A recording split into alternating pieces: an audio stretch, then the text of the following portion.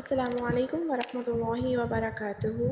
رب اشرح لی صدری ویسر لی امری واحلل عقدۃ من لسانی یفقہوا قولی۔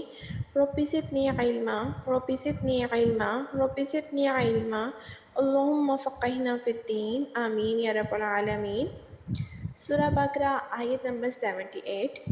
وَمِنْهُمْ اور ان میں امیون ان پڑھ لا یعلمون الکتاب وہ نہیں جانتے کتاب الا امانیہ سوائے آرزوئیں وَإِنْهُمْ اور نہیں وہ الا یظنون مگر گمان سے کام لیتے ہیں۔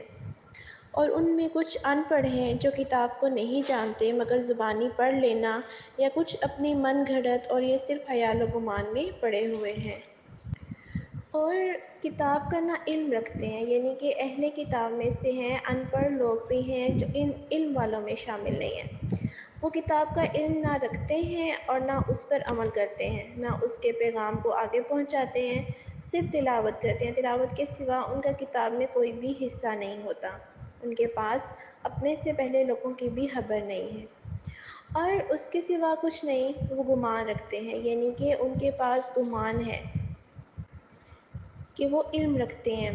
قرآن مجید نے ان کی آرزوؤں کا حوالہ دیا ہے اور انہوں نے کہا کہ جہنم کی آگ ہمیں ہرگز نہیں چھوئے گی مگر گنے ہوئے چند دن، یعنی کہ اور انہوں نے کہا کہ کوئی شخص جنت میں ہرگز داخل نہیں ہوگا مگر وہ جو یہودی یا عیسائی ہوں۔ تو یہ ان کی تمنائیں ہیں کہ کہہ دو اگر آخرت کا گھر اللہ تعالیٰ کے نزدیک سب لوگوں کے ماں سوا خاص تمہارے ہی لیے ہے تو اگر تم سچے ہو تو موت کی تمنا کرو۔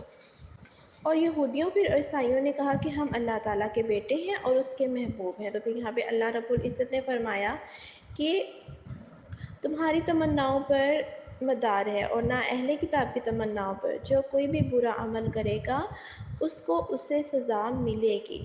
اور فرمایا کہ یقیناً گمان حق کے مقابلے میں کچھ بھی کام نہیں آتا۔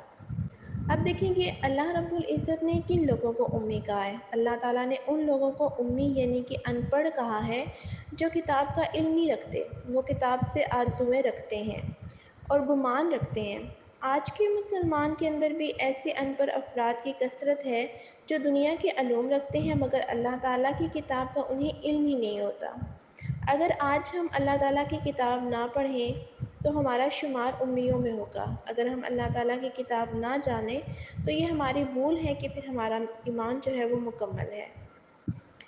یہودی جو تھے نا وہ آرزوئیں رکھتے تھے، یعنی کہ آرزوؤں سے مراد جھوٹے قصے کہانیاں جو انہوں نے اپنے دین کے نام پر کر رکھے ہیں۔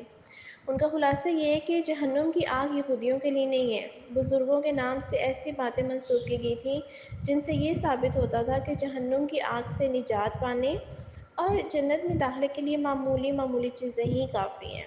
تو یہ سستے نسخے ان کو بہت پسند تھے کیونکہ ان کی وجہ سے غیر ذمہ دارانہ رویے کی ضرورت محسوس نہیں ہوتی، اور یہودی عالم انہیں جو کہانیاں سناتے تھے وہ ان پہ بہت مقبول تھے۔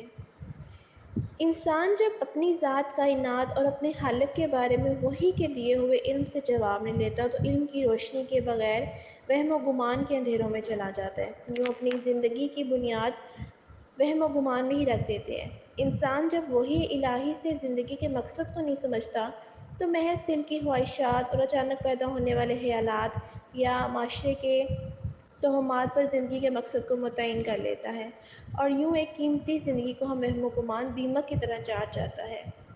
انسان جب وحی الہی سے اپنی کوششوں کو انجام نہیں سمجھتا تو وہم و گمان کی بنیاد پر اپنے انجام کا تعین خود کر لیتا ہے، خود ساختہ نجات کے تاثرات سے اپنی زندگی کو آگ لگانے کی تیاری کر لیتا ہے، اور وہم و گمان کی بنیاد پر بالآخر بھی وہ موت کے بعد جہنم میں پہنچ جاتا ہے۔